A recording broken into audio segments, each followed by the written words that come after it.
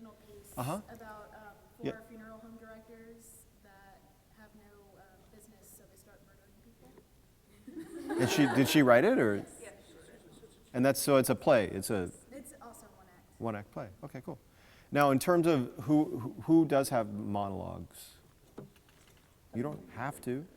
I mean, I like doing that kind of work, but I'm also here for whatever you want to avail me for. So, We have a scene. who has? A couple of scenes. Yeah, because there's also a third piece, an original piece called Grace Like Rain that the students have written. And there are four pieces, one about autism, one about how the church deals or doesn't deal with the issue of homosexuality, and wives submitting to your husbands. So it's a fluffy piece. Uh-huh. And we've got a scene from that as well that I think they're ready for if you want to do that. It's up to you. It's up to you guys, because as I said, Doug Boyer, who I don't know if you guys know personally, but I've known him for many years, and he brought me down here, and he's availing me to all sorts of different classes. So I want to use your time however you want to use it. I'm certainly also happy to just talk about conceptual stuff, answer questions about the business, answer questions whatever, or get down to brass tacks and do some work on the scene. So it's up to you. I'm curious also in terms of the kind of training that you're doing here, is there a school of thought or a method or anything that you're sort of working from, or just sort of throwing stuff out there? I'm visiting, I'm just visiting. So that would actually be Well, eclectic is probably the right word in terms of the kinds of influences that would show up in acting mode. Or are you specifically asking about acting school of thought? Yeah, sure, yeah. Both Shannon and I came out of sort of Robert Cohen's grounding in just basic pursuit of goal, obstacle, tactics, expectations. So we include a lot of that language in the fundamentals level sort of courses. And then, Shannon, you had acting seminar this last go around, and so we spun off into camera work, acting for the camera. We do a whole broad survey of stuff depending upon who's teaching it and when, but certainly grounding in just basic pursuit of goal is kind of language. A little bit of Michael Shurtleff that I like to throw in every once in a while, his guideposts. And Shannon comes out of UC Irvine, so she's got probably more of an acting-centric training. My training was in directing. Pursuit of truth. I like truth. Are there any things that you guys are bumping up against that you're like sort of working with or struggling with, or working on, or ways you're trying to stretch yourselves, or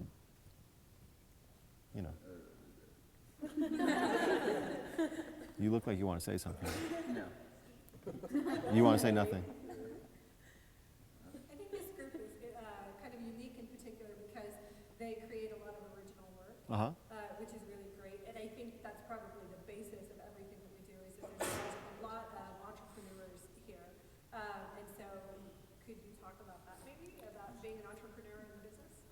Sure. Well, before I do that, I just had a question. But with the original work, is it one person writing it? Is it improv that you then sort of workshop and then somebody sets it down? Or how do they take shape, these original pieces?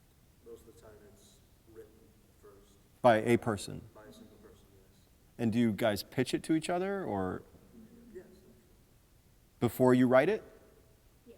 Yeah, like we have our ideas. I know like for script writing, we did like ideas first, and like what people thought, and then from there we went to the outline, and then your turning points, blah blah blah, and then what people thought, oh, you could do this, and then we actually did the draft, and then everyone would read it and give feedback. And are you writing for specific people, like you're casting it in your mind when you're writing it? You're writing for those actors to do those characters, or? I know we touched a little bit of that in our script writing, of like, I'll try to have like people in mind that you want to cast, but for me, usually I don't have those specific actors in mind, but we do touch on that. Sure. Okay. Cool. And then do you have somebody in the class is directing it, or? Usually the person that writes it directs. Directs it also. Okay. Yeah. And who is written? Among everybody. Yeah. A lot of people. No, well, a lot of people. Big half of them. Yeah. So, what is it?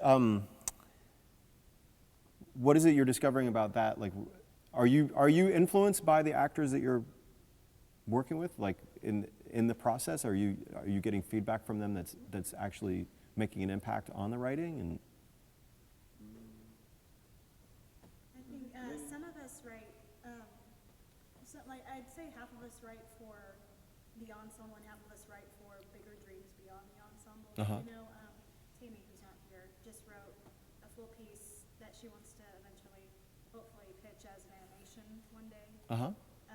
And then some of us do like short skit comedies that we film and just put it on YouTube just to make work and get it out there. Uh-huh, So uh-huh. it's like kind of half and half. Yeah, I mean, yeah, like pretty much almost any class that we do, we end up having an original with then like I know the content company, mockumentary, a bunch of other classes.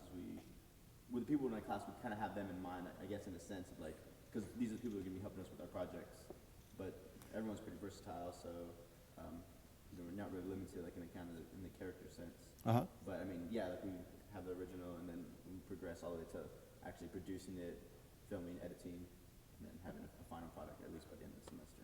So all of them are filmed and edited.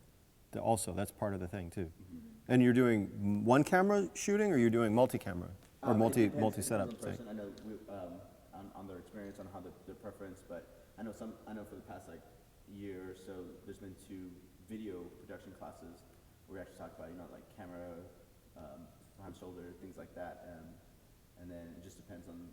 Usually, there's someone in the group who's like really good at Final Cut Pro or something to put it together, but everyone just like has their own little niche, and then they all just kind of work together. Oh, hi. How are you? How's it going? Well, I mean, this is not just a toot a horn because I haven't seen any of this work, so, you know, I assume it's probably pretty good. But the fact that you guys are putting your heads together to think like this, it seems like you are, like you said, entrepreneurial, which is, to me, very important in the business. I mean, I'm an equity member 30 years this month, so it's been a long time. And I can probably pretty safely say that if you lined up 15 or 20 of us who've been professional actors, that I think the most successful people are people who generate their own work, who put themselves out there, who do things outside the box, who don't just wait by the phone waiting for a phone call, to, you know, who scour the online listings for auditions, and who do their home videos and put them on YouTube. I mean, you know, there's I don't know if you've heard of Miranda Sings, the girl who does like funny, fake, bad singing. Like, she's created a whole career for herself from creating that character, putting it on YouTube, I don't know exactly how it broke, but it broke, and then she does gigs all over the country now, both as herself now, as Colleen, her real sing, because she can really sing, and as this character Miranda. So I'm sure you guys know that. I don't have to tell you this, but so I mean, I think it's great that you guys are doing all that stuff, you know, especially with this day and age, with the technology that's available and the accessibility to that technology. You can do these things for no money or very little money. So it's not about the money doesn't have to be the obstacle to doing it. Now, having said that, I think it's interesting, however, at the same time, you're kind of all a little shy about sharing your work. Because you got to share your, you know, if you're going to create the work just for yourselves, that's only going to get you so far, you know. So I would love to see something, personally, of what you are working on. Justin and Ron.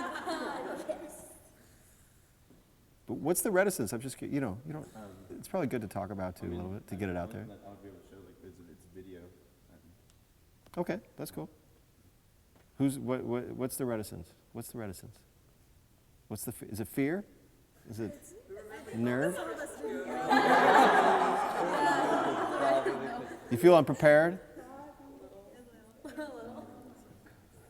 So I understand that. I appreciate that honesty for that. Part of the thing, though, I promise you, like, yeah, it depends on the context. So this is a classroom context. For me, I don't care if it's polished. I don't care. I'm not interested in like, that's fine. If it's all great and polished, great, fine.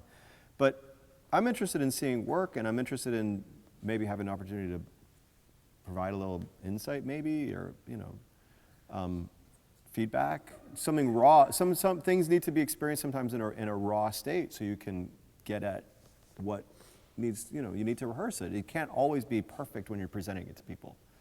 And part of, I think, the training of being an artist is being able to not know the outcome all the time and being willing to surrender to the process and being open to accidents and mistakes, and because sometimes those can be very fruitful. They can be, you can learn a lot. So it's not about always trying to be perfect and never make a mistake. This thing called Rent that you've heard of, in my first audition, I screwed up. I sang "Losing My Religion" by REM, you know. Oh yeah.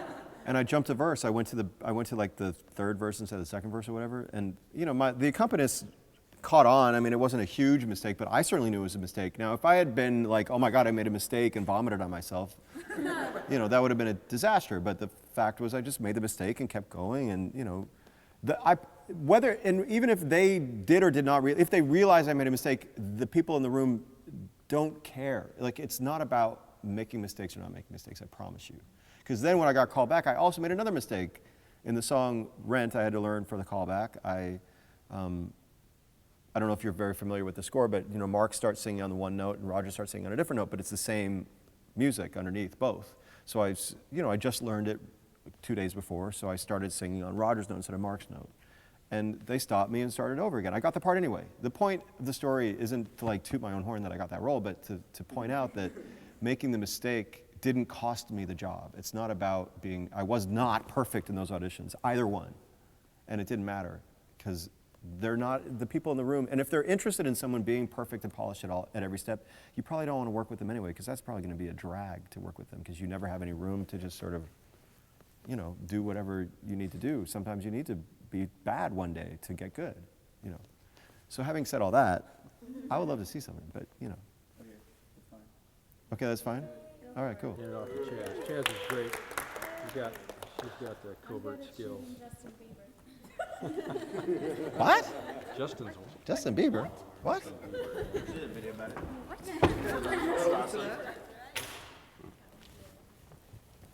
You have props and everything? Props and sets and everything? Is that what it?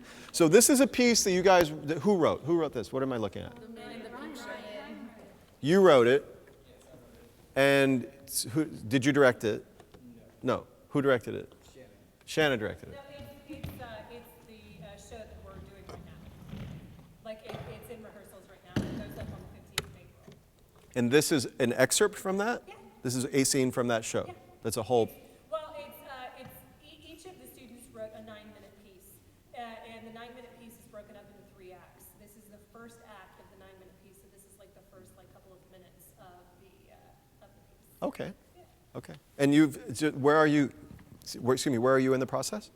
We're about halfway through the rehearsal process. We've been rehearsing, we only have 3 weeks of rehearsal, but we've been writing these pieces the entire semester. Okay. So as far as the creative process is concerned, we're at the end because we're rehearsing and going to perform, Yeah. but we're pretty far into the creative process. Yeah, okay, cool. Thanks. Thanks for being courageous.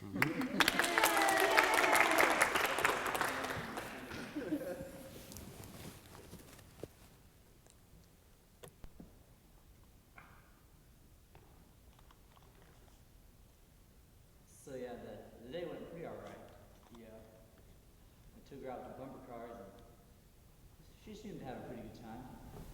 Yeah, so how'd the date end? Not that bad. I walked up to her front door and said goodnight to each other. What'd you do? Shake her hand? Well, yeah, I did. No! Yeah, that's right, you're going down, Private Snowball. Not this time. Nope. In your face!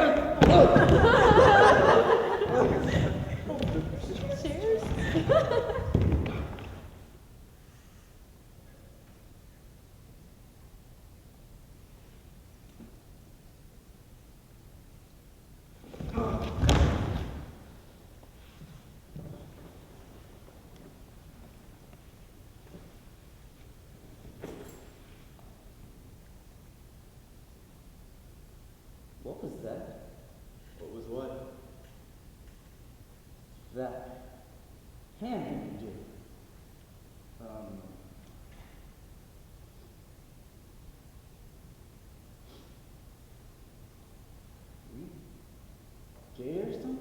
Don't be stupid.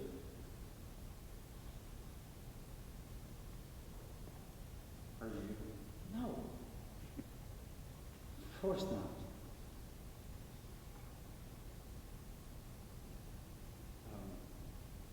Have you ever thought about it? About what?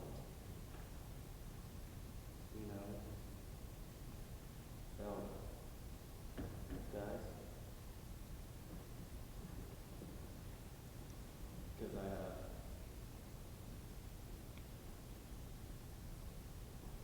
have? Yeah.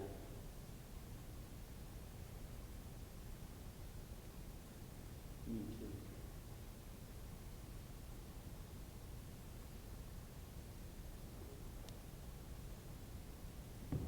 Cool. You know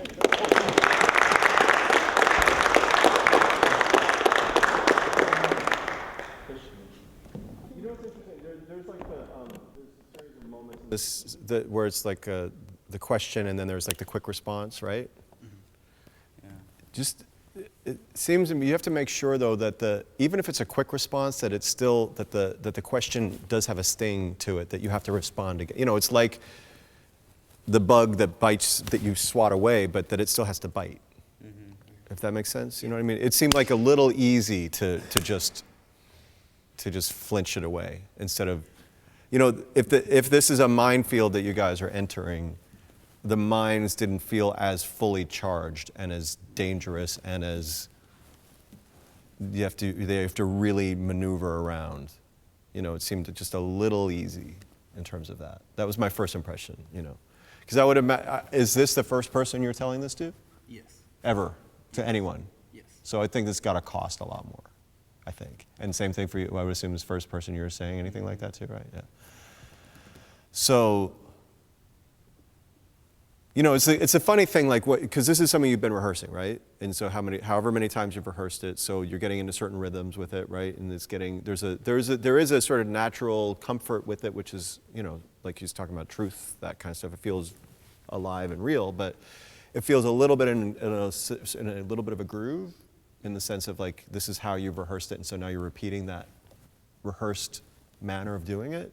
And it's part of the trick of performing, especially something you've rehearsed, is that you got to suspend into the unknown, like, because the character doesn't know what's going to happen.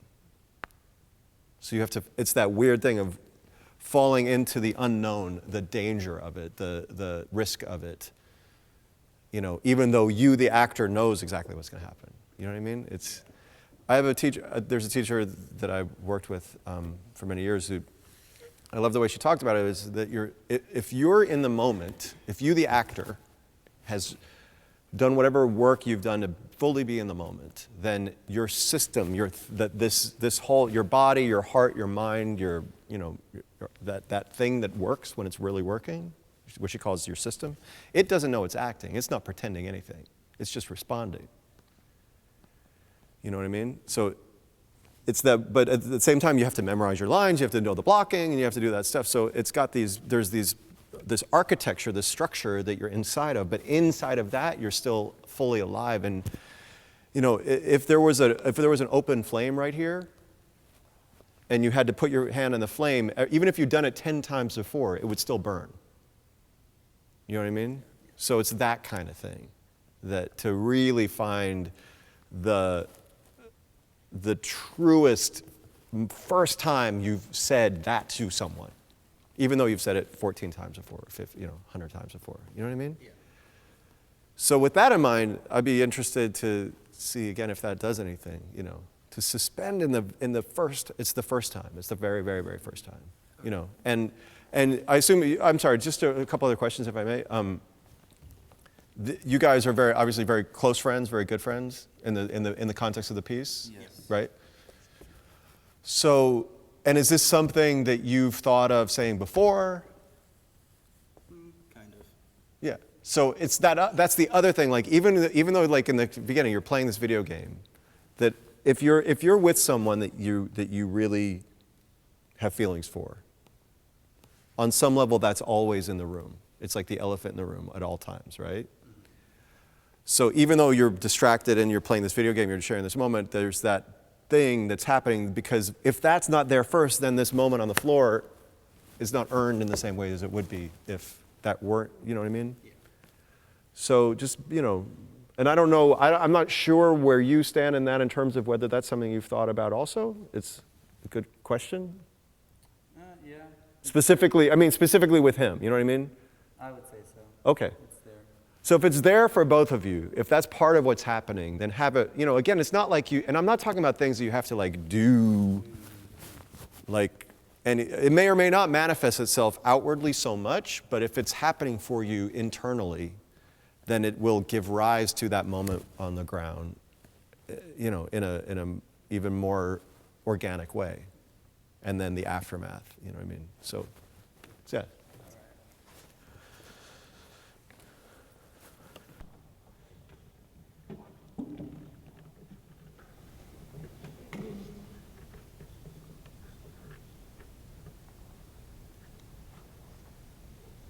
So yeah, it wasn't that bad. Yeah. Took her out to the bumper cars and she seemed to have a pretty good time. Yeah. Yeah. And then I took her home and walked her to her front door. What'd you do? Hold her hand? Oh, yeah.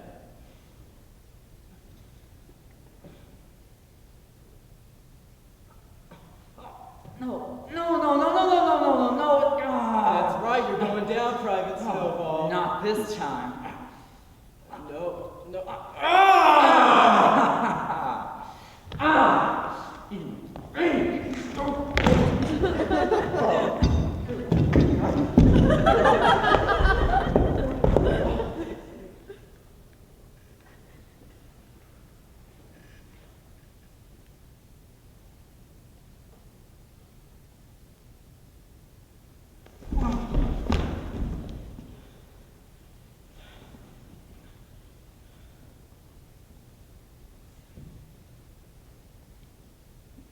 What was that?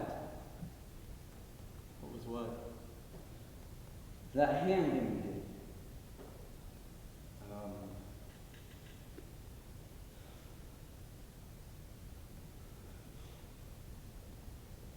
Are you gay or something? Don't be stupid. Are you? No, of course not.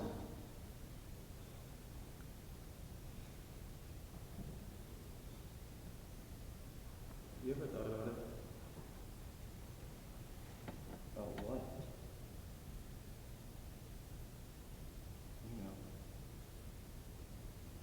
About guys?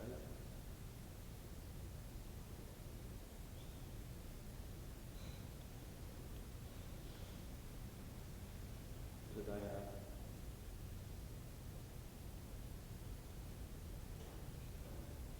You have?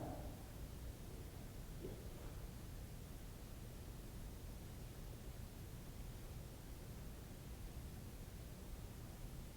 Me too.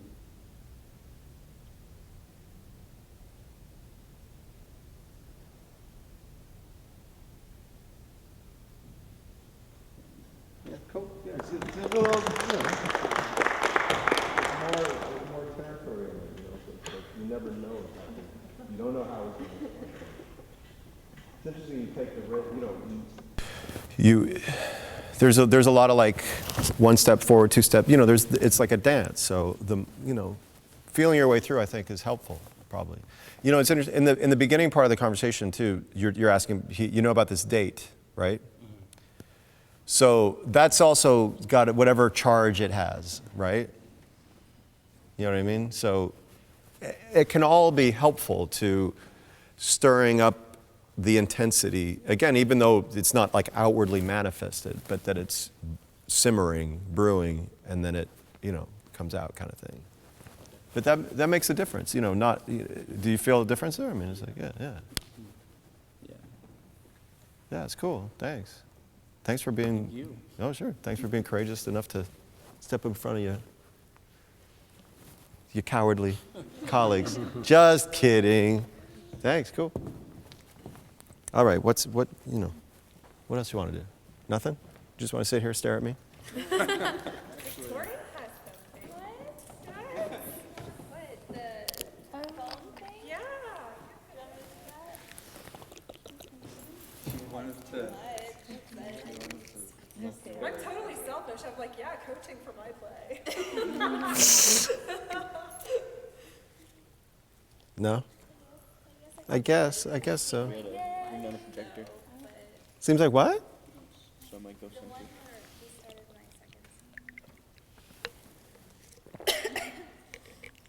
Hey, it's up to you. I'm also happy to, I'm happy to talk to, I don't have to. Come on, Victoria. I don't have to, Do you have any like friends like in design who design stuff and You mean set design? yeah, set design? Uh-huh, I do, yeah. How's that working out for that? Like how does that work? I don't know actually where he got his training.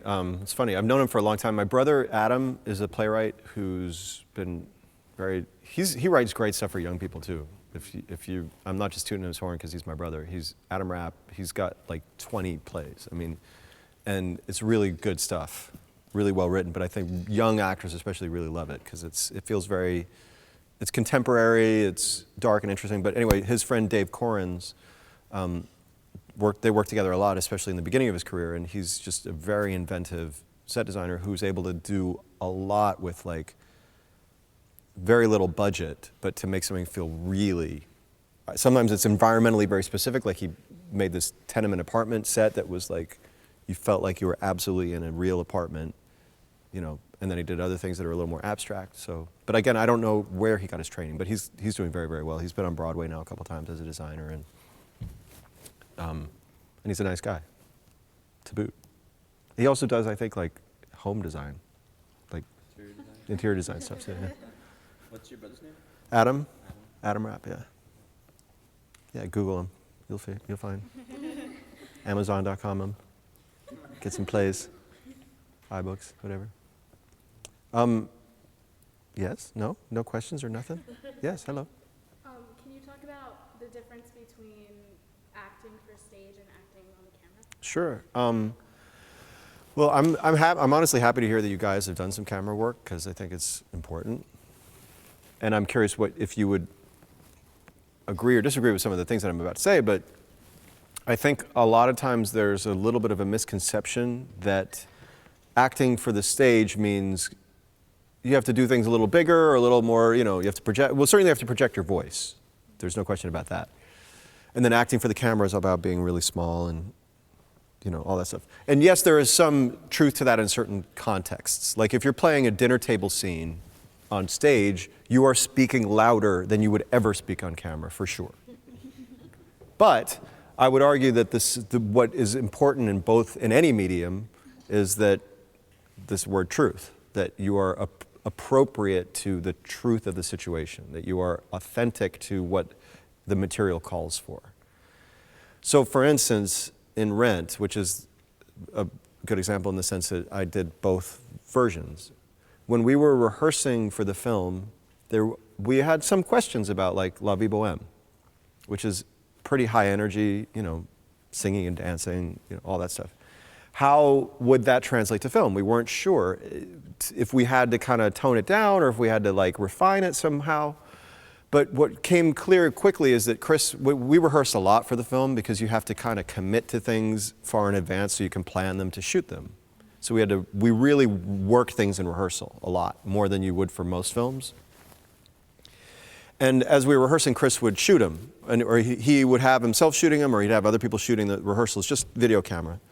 And very quickly what came to light was that we couldn't do it any less than 100%, because to do so would be to be inauthentic to what that scene is about. So and if you think about sometimes on film, like, Al Pacino on film can sometimes be quite large, like in Dog Day Afternoon. He's like, but to me it's a great performance. It really works because it's true to what it is. To me the camera is like a truth serum. It's like it will not tolerate a lie. It takes whatever you give it. It just, it's like it sucks it up. So if we had done it less than, if we tried to like be contained about it, it would have rung false, and it would never have worked. So that's one aspect that's different, and yet the same. And the main aspect that's really different is technically when you do a play, you get to do the whole thing from beginning to end every night, and which is nice. It's a kind of a luxury. You get to take the journey from A to Z every night, and I personally like the chance to like get to repeat that, and to get every time to try to do your best to make it come to life. You know, on film you break it up into bits and chunks. So you do say the film has 25 scenes in it. You might film scene 20 on day 1, and you might film scene 2 on day 2, and on and on and on. And once you're done with it, you never revisit it. It's over. So that's different, but it can be cool in some ways, because then you can really devote yourself just to that chunk and really refine it and really get it great so everybody is happy. And then you leave it alone, so there's a sense of completion with the work that's kind of nice. But at the same time, you know, sometimes I miss being able to put the pieces together. So in film and television, it requires a lot of homework on your part to do the work so that you know where you are in that journey on any given day, so that you've really put the pieces together so that you can just sort of slot it in with as much integrity as possible. And if they're conscientious on the film, it sometimes is impossible. Say that because of location. The main reason for the scheduling thing on film is location. Because say you're filming, this whole chunk of the movie takes place in this one building, and this whole chunk of another movie takes place in the street, but then they jump back and forth. Well, you have to do all the street scenes in the same time frame, essentially. And then otherwise logistically it'd be impossible to shoot. So sometimes they're friendly about like trying to group things together as much as possible to make it easier for storytelling purposes, but that's not always the case. I'm trying to think if there's anything else that's major about the difference.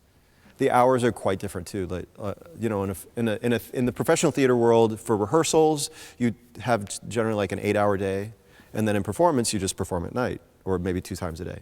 On a film set, you're there usually 12 hours a day, 14 hours a day, 5 days a week, 6 days a week, depending on where you're shooting. So doing a film is kind of like, it's this very intense hive-like period of activity, and then it's over. And theater, you can get into a different kind of rhythm with it, too. Yes? So are you saying you like acting more on stage than in like a movie? Yeah, I do. Ultimately, but I have had some very good film experiences. You know, if every film experience could be like Dazed and Confused or like Rent, then it would be that much more enjoyable to do films. Something like Dazed and Confused was so enjoyable because it was very, very collaborative. Rick Linklater, who directed it, like from the first day of rehearsal, he had written the script, and it was certainly a perfectly good script, but when we would sit down and we'd rehearse the scene, and then at the end of the scene, he's like, "Is that what you want to say? Is there anything else you want to say? Is that, what do you think what do you guys think?" So he'd open it up, and then we could sort of just play. But because he was after a very almost like documentary style sense of reality, so that he wanted to make sure that it really was true for us, that we really lived inside of it. And that was just a lot of fun, and to wear the costumes and all that stuff. And I like doing low budget films is generally a little more fun because it just, in my experience, it's felt more sort of intimate, the experience. You feel like you're all playing on the same team, and you're not just this little bit player in this huge monster that you're just sort of like slotting in, kind of thing. So in that sense, it's closer to theater, I think. But, they're not all like that. Why did you want to become an actor? Or did you always want to be an actor? Well, I did my first show when I was 6 at a summer camp. My mom was a nurse, and my brother, sister, and I just were attending the camp because she was working there. And I don't know why. It was too long ago for me to really remember why, but I do remember doing it. Like I do have some memories of doing it and loving it. Like that was my biggest memory is that it just felt like home. Like I felt like it just, I just sort of belonged there somehow. And I got a lot of positive feedback, and my mom was really supportive, so it just sort of happened naturally. I do have an earlier memory of seeing on TV, like on a variety hour or something, a tap dancer. And it's not like I wanted to become a tap dancer, but I remember being really drawn in by the sense of performing, of that really affected me. This idea of getting in front of people and sharing your talents. So I think that was an early seed that was planted too. But other than that, who knows? I was so young, I was a kid. And it was like, the other thing of this, if you lined up 20 of us, it would be a combination of all sorts of things, but like luck is certainly part of it, timing is certainly part of it, but talent is certainly part of it. But sort of a drive or a commitment also is very much a part of it. And for whatever reason, I had that thing. And then, I did a lot of community theater. I grew up outside Chicago, so I did a lot of community theater there and had one director in particular who cast me in a couple shows, and it was very encouraging to my mom to take me to Chicago to try to get professional work. And she was like, okay, So I wasn't a product of like the stage mother crazy, trying to force me into something that I didn't want to do. I was very fortunate in that sense too. Yes, no, hello? Yes? How do you feel the role of, as an artist and given your involvement in the production of Rent, how do you feel like the role of activist plays in with the role of an artist? Do you think they're different? Do you think they're intrinsically intertwined?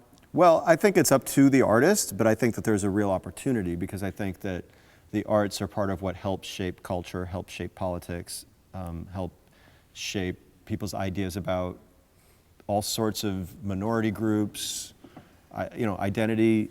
That they have always been and always will be part of what shapes society. So I think that as an artist, we do have an opportunity to be activists in whatever form we want to take. But I do think that there are a lot of actors who don't care about that stuff or who don't bother. But I mean, I've been personally very affected by certain things, like seeing Angels in America in the 90s when it premiered on Broadway was a galvanizing moment in my life as a human being, just to be a part of something like that was talking about these things.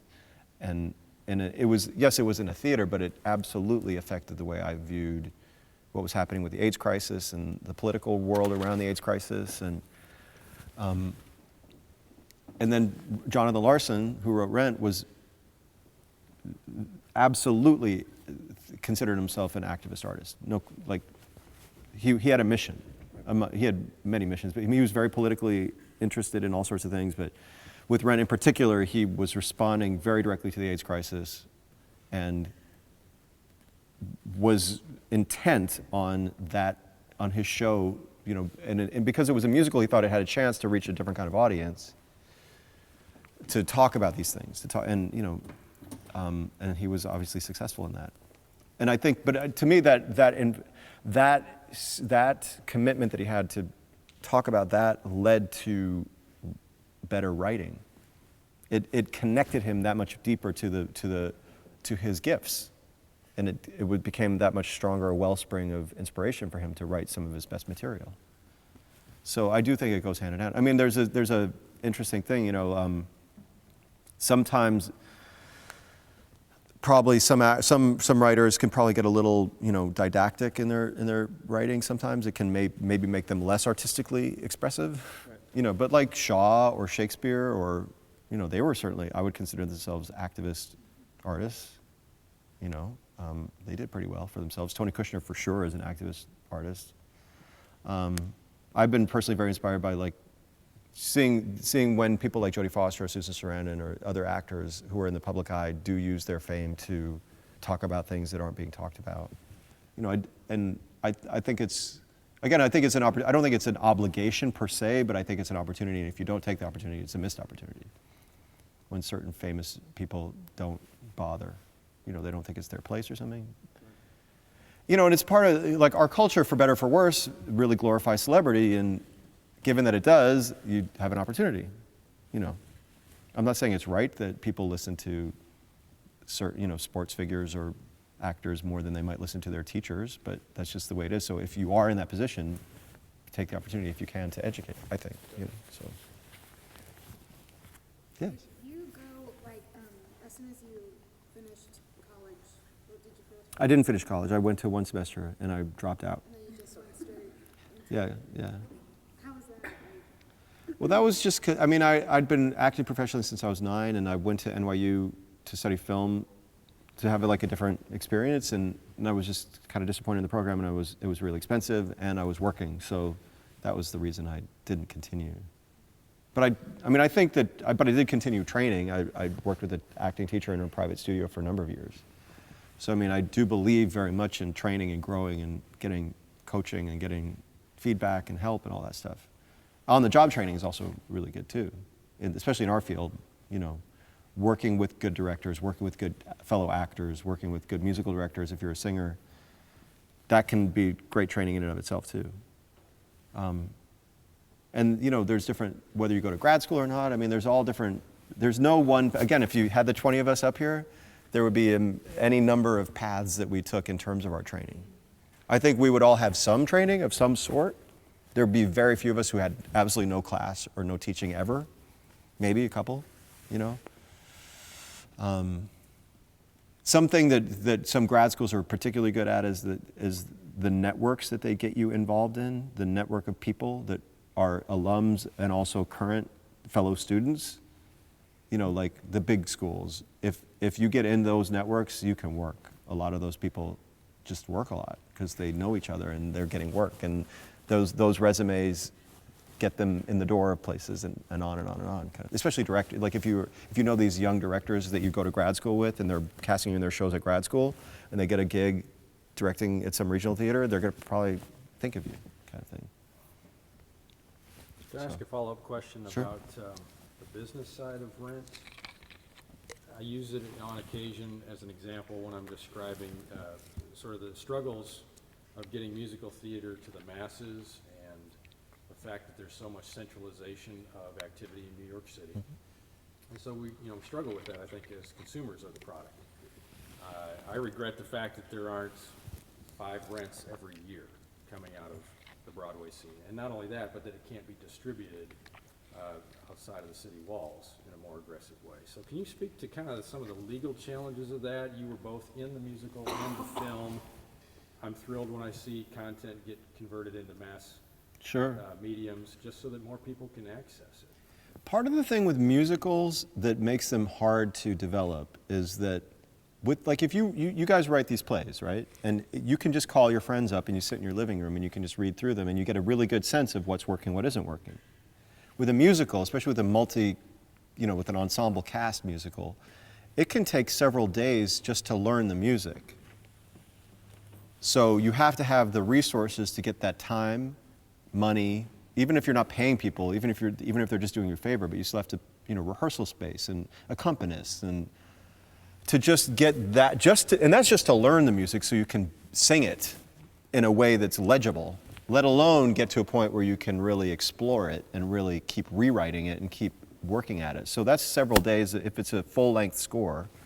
Plus then the book there's little, and plus really for a musical you kind of have to stage it at some point to get a sense of what's working, what isn't working. There are many more factors involved, so that's partly why it's very hard for theaters to develop new musicals, because you need so many more resources than if you're just doing a play. You can't just up and do a reading of a musical. You need at least a week just to do a reading of it, generally.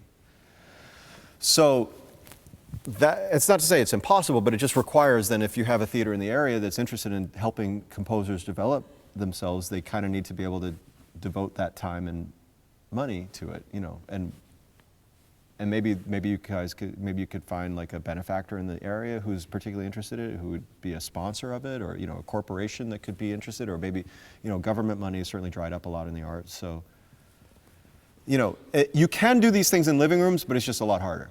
You know what I mean? So I think that's partly why. So with Rent, what happened was that Jonathan won a grant from an organization, the Richard Rogers Grant, and that grant stipulates that a theater has to take this money that we're giving. It was like $35,000, something like that. It wasn't for his pocket, it was for a theater to do a workshop. Without that, I don't know what would have happened. So because he had that, the New York Theater Workshop had that money to put up this bare bones workshop. It got really well received. We did 10 performances. Producers came to see it. They then gave money to the New York Theater Workshop to produce it full scale the next season and retain the rights to move it from there. And then the rest is history. It became a big hit. But if it weren't for that grant, I don't know what the process would have been. It would have been really hard. Because, especially with Rent, you need a band. You could do a reading with a piano, but it would not give you this. You need to feel the rock and roll. You need the drums and bass and guitar, and you need, That's the other piece of it. To do it halfway would only give you the barest sense of what it really should be. You know, and if you're doing an orchestral piece, you can do it on piano, but again, that can only give you part of the sense. So all of these factors are why musicals take a lot longer. But then again, you could have a composer write a piece that's like a chamber piece that's just for piano and two voices, and you know, that could have its own chance to have development on a much easier scale. So it depends on what they're writing, how they're envisioning what they can do with the medium too. And in terms of like why there aren't 5 Rents too, I mean, I do argue part of the thing is that Rent was what we were talking about, that it was Jonathan responding to something this big thing that was happening, that he had a personal response to and something to say about it. I think that's part of what has driven Rent's life, is that it speaks on sort of global themes in a way that really connects to people. And I think it would take something like that, you know, when you think of the big shows that sort of made these kinds of impact, well, I don't know, it's interesting, like Chorus Line, it's speaking about dancers, but it's also speaking about anybody can connect to the sense of aspiration, I guess, you know, the sense of putting yourself out there, trying to make your way in the world. I think what they have in common is that they feel like you're seeing real people on stage. You know, you feel like you're seeing people from the real world, not just seeing an entertainment.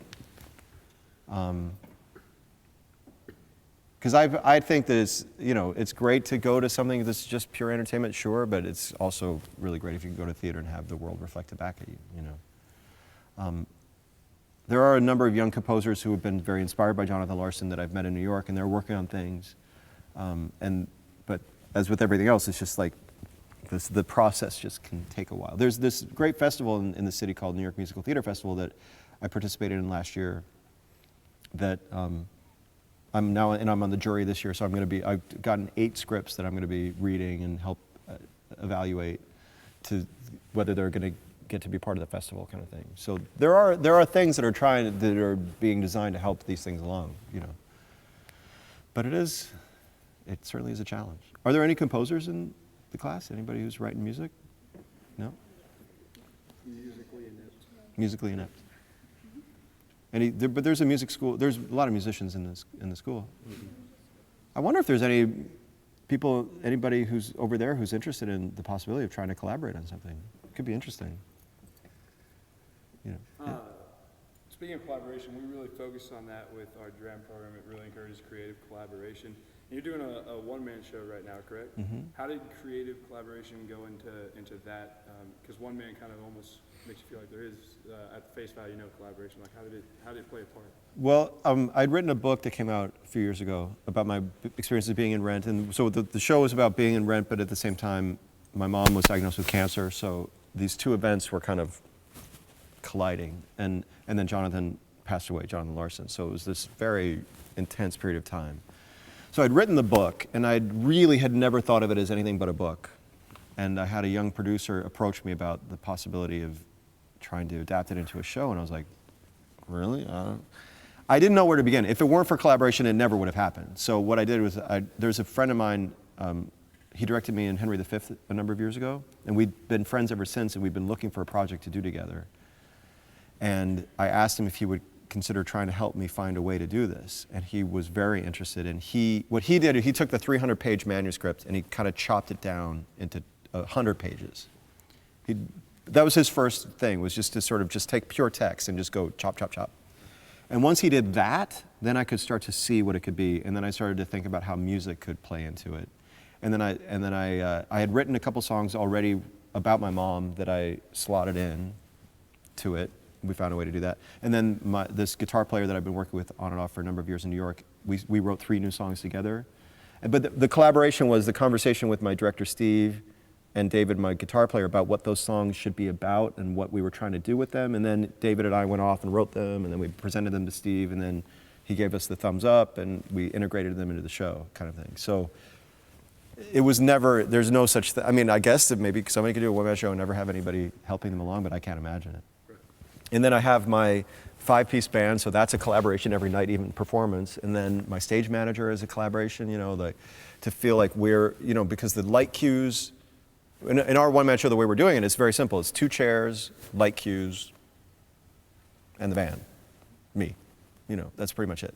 So the rhythms, she and I, my stage manager and I, have to feel very much in sync with the rhythms of it all, because the light cue, sometimes it anticipates something that I do, sometimes it's with something that I do, you know, that kind of thing. So that all happened in rehearsal process with Steve, communicating with her, with the lighting designer.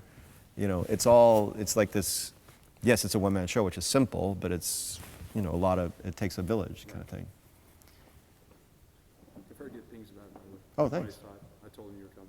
Your buddy saw it? Yeah, Where? in New York, he said. Oh, at the festival? Yeah. Okay, cool. 'Cause he lives up there now. Oh, cool. How'd you get a ticket? I don't know. It was hard. It sold out with a ticket. It was a tiny theater, you know, so it sold well. How much more, what is our timing? I think that you're done. Yep. Or you have 3 minutes. I have 3 minutes. Anything else? Yes, hello. You've done so much. Where do you go from here? What are the things you haven't done that you'd like to do? Honestly, it's an interesting question because, you know, Rent happened in my early 20s, and it was one of the greatest things I think that could have happened to anybody in this business. And it's certainly the greatest thing that ever happened to me. And there was a period after that where I was like, well, what do I do now?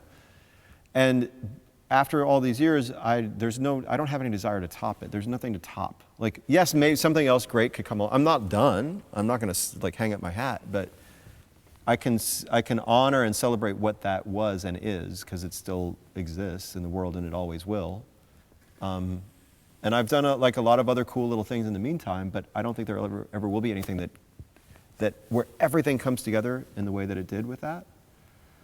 But it has given rise to other opportunities, like, you know, I never would have written this book, which has had a nice life as a, you know, thing that people are reading and has made a difference for people, and would never have given rise to the show, which is also having its own kind of life. So I'm perfectly happy doing all that stuff. I mean, if I got on a good other show, I'd be certainly happy to do that if it's good, but I can be kind of picky and feel like I can say yes to things that resonate, that you know, mean something. After this month, I'm going to be working on this project my friend has written. It's about she's from Maine, and there was this crazy thing that happened in her hometown where 5 high school football players within 2 years all killed themselves after graduating from high school. I mean, it was like this crazy thing. But they weren't doing it in conjunction with each other, just sort of this domino. And she's written a play about this, and I've been working on it for a number of years, and so we're gonna do a new workshop production of that. You know, and that's something that really, I love her, I love what she's talking about, I think it's really interesting and valuable, and I don't know if it'll ever be a big hit, it doesn't matter, you know what I mean? Like, these are the kinds of things that I'm really inspired by right now. How old are you? How old am I? 39. I'll be big 4-0 this year. Uh-oh. I know. Scary. No, fine, yeah. I'd love to work with my brother some more. We've done some stuff together. I mean, you know, if you had asked me 20 years ago, would you like to do a rock opera based on La Boheme, where you play a, you know, documentary filmmaker? I was like, I don't know, you know. So I also love the sense that you never know what anything could turn into, what it could become. You know, look at Spider-Man. I mean, Spider-Man has so much money thrown at it. It's like the high concept musical, and it's been hard for everyone. Meanwhile, this little thing that I did that started out in a 150-seat theater, where it was just one person's passion that led to, you know, all this other stuff. That seems more valuable to me, I think. Is it? Yeah. Can you, just so people know, can you kind of highlight the other things that are going on this week if they haven't caught wind of this? Because I know all this came together very, very quickly. No, sure. I mean, I'm basically sitting in on a bunch of classes and working with people in whatever way they'd like to work. I mean, I love getting the chance to do what we did, you know, the rehearsal stuff. So I don't know if any of you were in, I know I'm in at least one musical theater class tomorrow. But it's like 3 or 4 classes every day. The film's going to be screened Thursday night, if I understand correctly. Okay. Maybe I'm Yeah, wrong. I think so. Right? Yeah. I have seen a calendar, I just don't have it memorized. So, yes. And a talkback, right? That kind of thing, I think. Yeah, yeah. So yeah. come. Well, thank you very much. No, for thank joining you. us. And thank you again for sharing your work. I'd be very interested to see the whole thing, but alas. Maybe a PDF of the script or something? We got that. Yeah, we got that. You got what? Do what? What? A PDF of the script. Oh, that's great. Yeah. See how it turns out. See how it turns out. I'm curious now. How does it turn out? What happens? You got me hooked.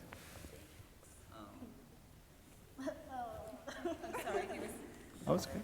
No problem. I didn't even see the preacher completely going up in front of a church from the congregation. And wedding? That's the second part. What is it? The preacher does what and the who? The preacher outs him in front of the congregation. Wow. That's no good. And then God brings him his soulmate. Oh, that's nice. That's sweet. Soulmate. Soulmate. No, not a soulmate? Which one? Brings you or him? I'm the one that gets outed, Uh-huh. and then he gets brought back. Oh, that's nice. But the same person, same character or different character? Oh, same character. Cool. That's nice. I'd still like to read it. If it's possible. Yes? No? What? Huh? Well, thank you guys. Thank you for. Yeah, that was fun. Thanks.